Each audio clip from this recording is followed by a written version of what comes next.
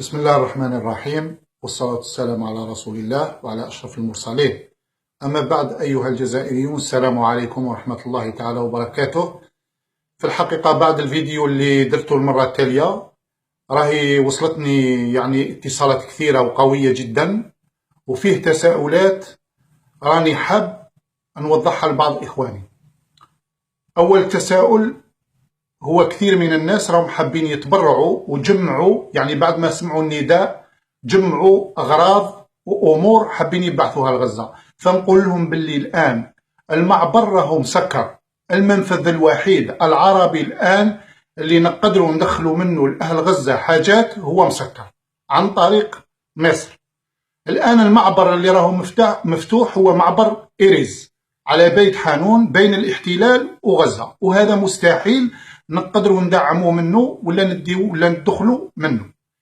الآن الشيء الوحيد اللي نقدروا نوصلوه عاجلا إلى إخواننا وأهلنا في غزة هي الأموال، توصل بطريقة سريعة جدا، ونقدروا نشريوا بها ونحضروا لإخواننا الأشياء اللي ناقصتهم. الآن نقول لهم باللي غزة فيها هذا الأمور اللي يحتاجوها أهل غزة. برك أهلنا في غزة ما عندهمش رواتب، ما عندهمش وظائف، الحرب دمرت كل شيء، فهم يحتاجون إلى أموال باش يشريوا هذا الأغراض، فنحن نوصلوا لهم هذا الأمور. الحمد لله الجزائريين راهم يتجاوبوا، وراهي وصلتنا كمية لا بأس بها ومبالغ لا بأس بها باش نوفروا قارورة الغاز وهذا المدفأة لإخواننا وأهلنا في غزة، ولكن طامعين وما زلنا نعمل وما زلنا ننتظر في أهل الجزائر باش يوصلوا ويزيدوا في الخير هذا. والجزائريين ما يعجزهم حتى شيء، هم الآن احنا نقولوا ممكن ننتظروهم بعض الأوقات حتى يلحقونا ويجيبوا لنا هذه الأشياء هذه ويدعمونا بالمال باش نوفروا قارورة المدفأة في الأيام المقبلة إلى أهلنا وإخواننا في غزة. كما أن هناك أمور لازم نوضحوها. احنا عندما رانا نديروا في هذه النداءات ما راناش نشحدوا وما راناش نطلبوا. احنا إخواننا في غزة ما راناش نتصدقوا عليهم. إخواننا في غزة رانا نقوموا في الواجب، ورانا مقصرين في حقهم، رانا نقوموا في الواجب معاهم.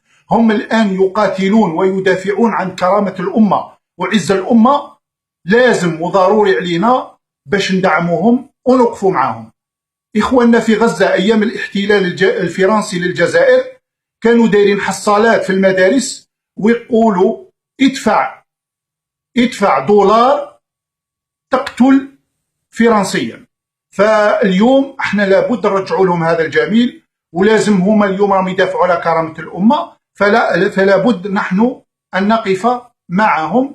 وهم الآن يصنعون في النصر لتحرير هذه الأمة من الاحتلال الصهيوني، الاحتلالات الأخرى، وتحرير الوطن العربي والإسلامي.